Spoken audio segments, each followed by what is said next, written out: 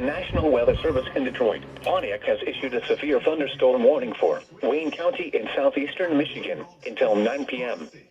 At 8:02 p.m., severe thunderstorms were located along a line extending from near Belleville to Carlton to Monroe, moving northeast at 45 miles per hour.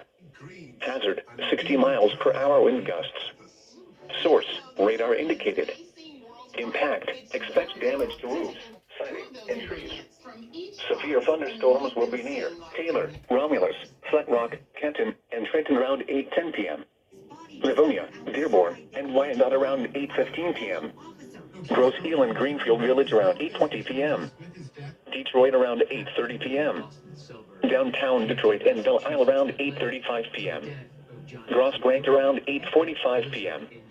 Other locations impacted by these severe thunderstorms include Malvindale, Gibraltar, New Boston, Rockwood, Harper Woods, Westland, Grosse Pointe Shores, Ecorse, Grosse Pointe Woods, and Woodhaven. Repeating, a severe thunderstorm warning has been issued until 9 p.m. for the following county: Wayne, Michigan.